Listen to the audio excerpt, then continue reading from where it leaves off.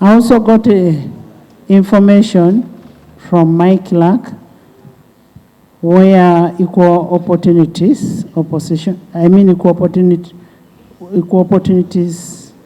commission and public service have written to the clerk that they want a report on how much each member of parliament gets, how much do staffs of parliament get.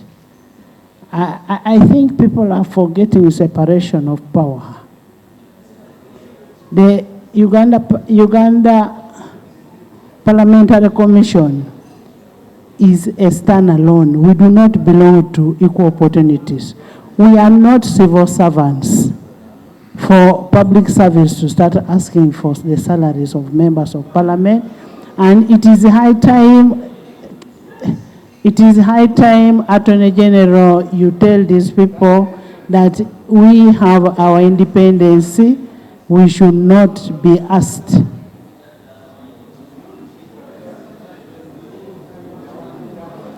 Honorable Minister, I'm still on the salaries of members of parliament. When you look at Article 32(3), there shall be a commission called the Equal Opportunities Commission, whose composition and functions shall be determined by an act of parliament. The Equal Opportunities Commission shall be established within 1 year after the coming into force of the Constitution as amended in 1995. Can I have some attention? Parliament shall make laws for the purpose of giving full effect to this article. When you look at Article 85, emoluments of members of parliament, that is self-explanatory. Attorney General, is it correct for equal opportunities to go beyond its powers and come and start investigating on what they are not supposed to? Right Honorable Speaker. Right Honorable Speaker and Honorable colleagues, the mandate of Equal Opportunities Commission is restricted to persons who are marginalized on the basis of gender, age, disability, and other reasons created by history, tradition, or custom. Now, we are having a challenge because, and when I look at the petition they have sent to you, I'll be sure to render advice on the same. I think that would be an extension because then they are going to start becoming the High Court and the Court of Appeal. So I think, Supreme Court. And they need to maintain the level where they are supposed to be. And we shall advise them, and we have advised them consistently on this. It's a line that needs to be drawn carefully so that you know, because this equal opportunities is supposed to help with affirmative action. Yes. So we will render the advice, Right Honorable Speaker. Thank you. Yes. Thank and you. then issue of the... Thank you, Right Honorable Speaker and the Attorney General for giving way. Vulnerabilities sometimes are established by comparison. If you want to know that people are marginalized, you look at those that are not. So if you stop the equal opportunities to compare other people with the MPs and Parliament, where are you sending them? To compare them with Kenya and Rwanda? Because within the same environment, comparison is what will show you the vulnerabilities in terms of... so the clarification I'm seeking is whether you are now stopping them from making that comparison. In a nutshell, yes. Because I am telling them that they can only compare where you say that men shall have 10% and women shall have 5%. That's the marginalization they deal with. You first respond to. Yeah, so they are not entitled to compare everything and anything. They are supposed to compare marginalization because of gender, sex, disability, and other matters created by history. For example, when you have the Batwa being marginalized against other people in Uganda. So if we are not careful, we may now start saying that we now need to have equal opportunities because everyone must drive the same car, everyone must be the same height, everyone must be, so that's not the equal opportunities that was anticipated here. It was supposed to ensure that we do not write laws or implement policies which say that one gender shall be given better treatment as opposed to another gender. So that's what marginalization was about. So in a nutshell, I'm saying yes, they cannot just compare anything. Thank you. The equal opportunity should act within their mandate. They should not go ultra-vires. Let them act within what they are supposed to do. Next item.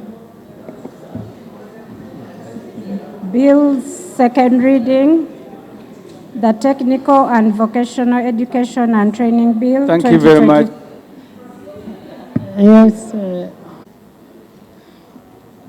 We requested and you directed government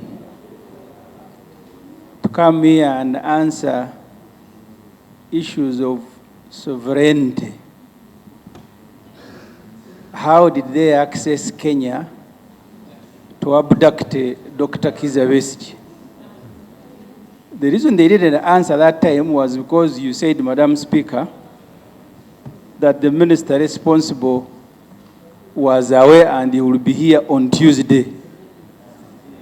But also related to the Madam Speaker, issues of sovereignty, we need government to allay our fears about reports that an American surveillance aircraft has violated our sovereignty on 3 occasions. For us, we can violate the one of Kenya and then complain when America is violating ours. But we need you to allay our fears. Because the background to this is that you had the CDF giving American ambassador 48 hours to apologize to his father. Subsequently, you have an American surveillance aircraft violating our airspace. So can government lay our fear that we are not at war? I don't know what's wrong with the LDUs. This is a very serious matter. He's on procedure. He has given way, so I thank him for having listened to me. Madam Speaker, the matter of Uganda picking Dr. Besigye from Kenya is still under investigation. Honorable members, I am not going to allow any debate on that matter. Thank you so much, Madam Speaker. I said the report should come from Internal Affairs and the Minister of Foreign Affairs, and I don't see them here. Thank you, we are not going to discuss on ministers who are not here. That's why I was putting him to order, and I was wondering whether he's in order to compare it with American. Madam Speaker, I told was an LDU used to behave like exactly that. So he's a honorable member of parliament. He's a honorable member of parliament. He's a honorable member of parliament, but he has a history. No. He has a history. As of now, he's a member of parliament. I agree, Madam Speaker. If it offends him to speak about his history, I am very sorry. Yes. Madam Speaker, I want to go to the subject matter that you directed government to come and explain. There is an order.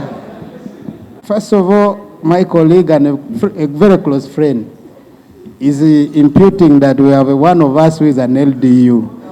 Is it in order to begin imagining that a colleague who is here, who could even be given opportunity to substantiate to himself whether he's an LDU or no, is it in order, Madam Speaker, for him to impute that? Is it in order? No, he withdrew and apologized. He withdrew.